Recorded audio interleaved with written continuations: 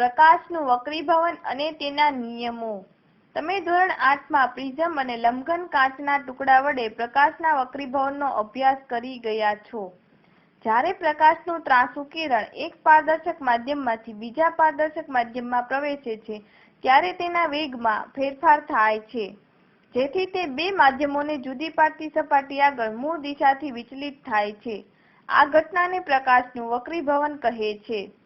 પ્રાયોગિક પરિણામ અનુસાર પ્રકાશનું વક્રીભવન ચોક્કસ નિયમોને અનુસરે છે, જે નીચે મુજબ દર્શાવેલ છે. 1. આપાત કિરણ, વક્રીભૂત કિરણ અને બે માધ્યમોને છૂટી પાડતી સપાટી પર આપાત બિંદુએ દોરેલો લંબ એક જ સમતલમાં હોય છે. 2. ચોક્કસ પરિસ્થિતિને અનુલક્ષીને આપાત કોણના સાઇન અને વક્રીભૂત કોણના સાઇનનો ગુણોત્તર અચળ રહે છે. આ નિયમને સ્નેલનો નિયમ કહે છે. યાદ રાખો કે આ નિયમ આપેલ રંગના પ્રકાશ તેમજ પારદર્શક માધ્યમની જોડ માટે જળવાય છે.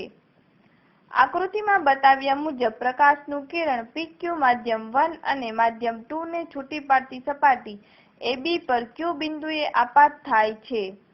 સપાટી AB પરથી વક્રીભવન પામતું કિરણ AB અને સપાટી પર Q બિંદુએ દોરેલો લંબ MQN વડે દર્શાવેલ છે. આકૃતિ પરથી ખૂણો PQM આપાત કોણ θ1 અને ખૂણો RQN વક્રીભવન કોણ θ2. સ્નેલના વક્રીભવનના નિયમ અનુસાર sin θ1 sin θ2 અચળ. સમીકરણ 1.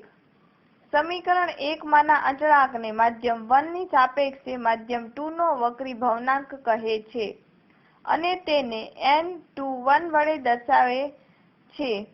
તેથી n21 sin θ1 sin θ2. સમીકરણ 2. પ્રકાશના વક્રીભવનાંકને તેના બે માધ્યમમાંના પ્રકાશના વેગના ગુણોત્તરના સ્વરૂપે નીચે મુજબ રજૂ કરી શકાય.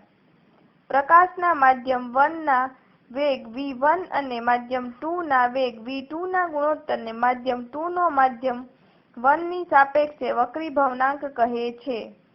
n21 v1/v2. સમીકરણ 3.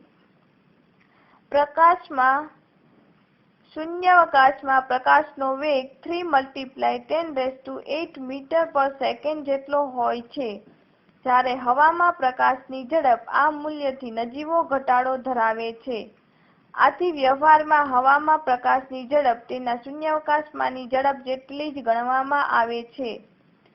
શૂન્યાવકાશની સાપેક્ષમાં માધ્યમના વક્રીભવનાંકને માધ્યમનો નિરપેક્ષ વક્રીભવનાંક કહે છે.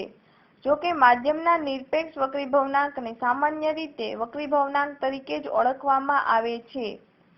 ધારો કે n1 માધ્યમ 1 નો નિરપેક્ષ વક્રીભવનાંક, v1 માધ્યમ 1 માં પ્રકાશનો વેગ, n2 માધ્યમ 2 નો નિરપેક્ષ વક્રીભવનાંક, v2 માધ્યમ 2 માં પ્રકાશનો વેગ અને c શૂન્યાવકાશમાં પ્રકાશનો વેગ હોય તો n1 c/v1 અને n2 c/v2.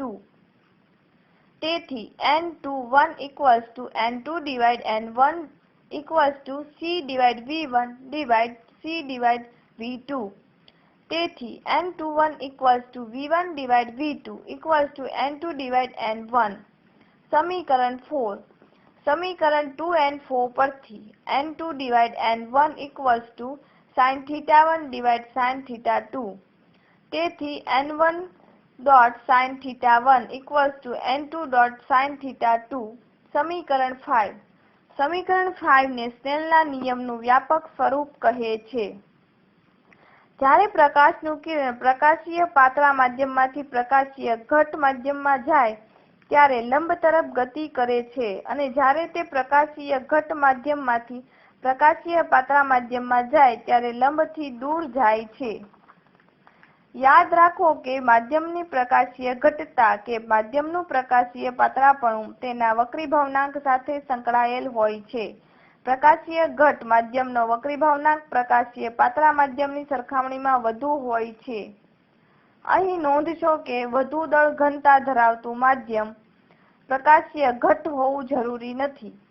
ઉદાહરણ તરીકે કેરોસીનની દળ ઘનતા પાણીની દળ ઘનતા કરતાં ઓછી હોવા છતાં તેની પ્રકાશીય ઘનતા પાણીની પ્રકાશીય ઘનતા કરતાં વધુ છે।